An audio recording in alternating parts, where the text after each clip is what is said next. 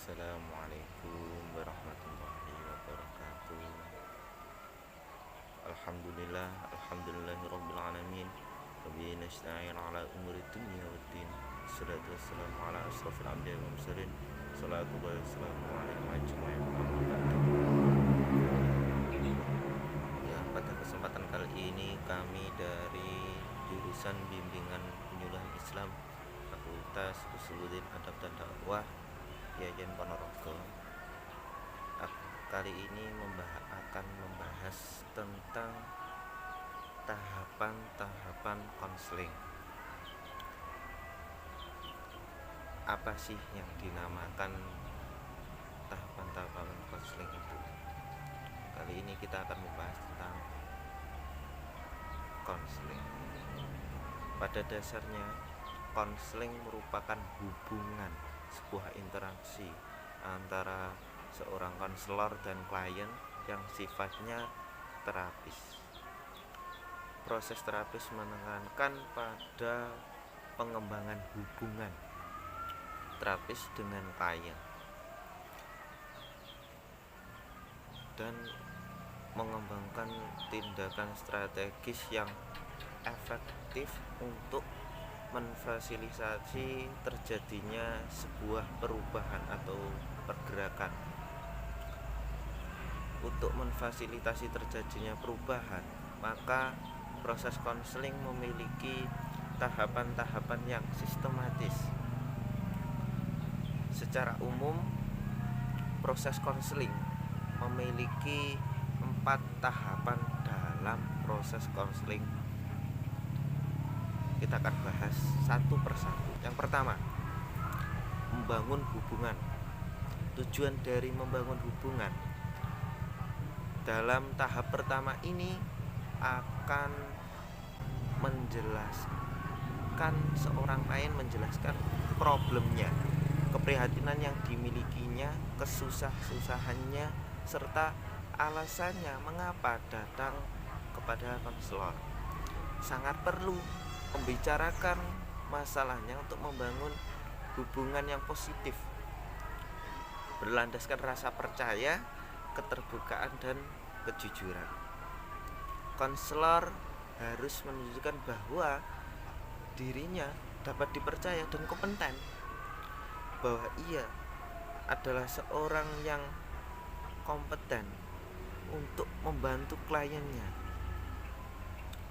Sasaran berikutnya adalah untuk menentukan sampai sejauh mana sih klien tersebut mengenali kebutuhannya untuk mendapatkan bantuan dan kesediaannya melakukan komitmen konseling. Konseling tidak hasilnya tanpa ada kesediaan dan komitmen seorang klien. Yang kedua, identifikasi dan penilaian masalah. Dalam tahap ini, seorang konselor mendiskusikan dengan klien apa yang mereka ingin dapatkan dari proses konseling ini, terutama bila pengungkapan klien tentang masalahnya dilakukan secara samar-samar.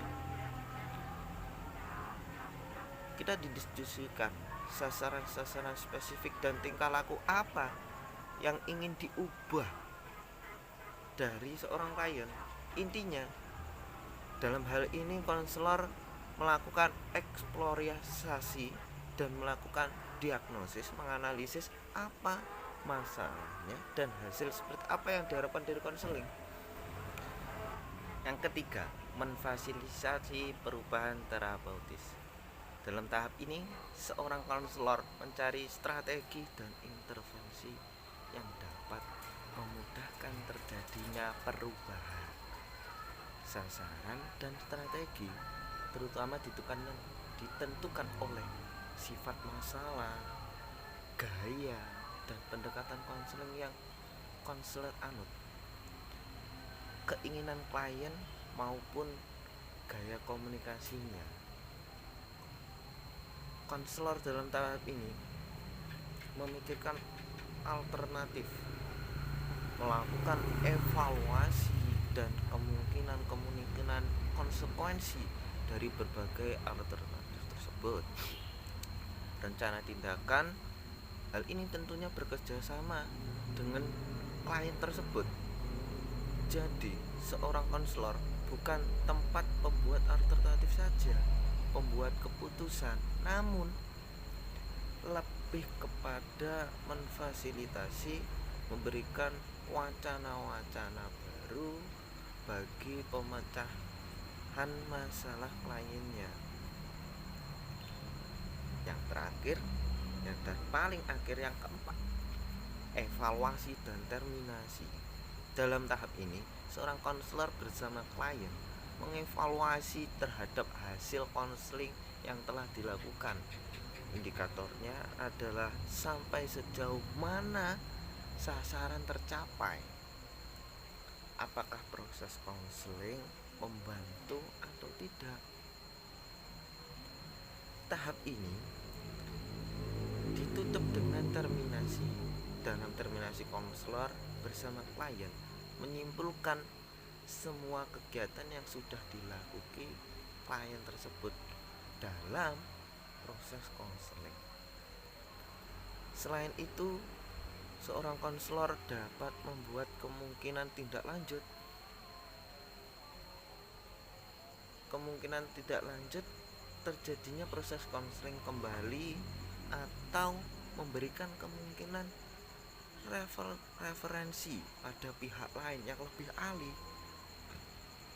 yang berkaitan dalam masalah klien.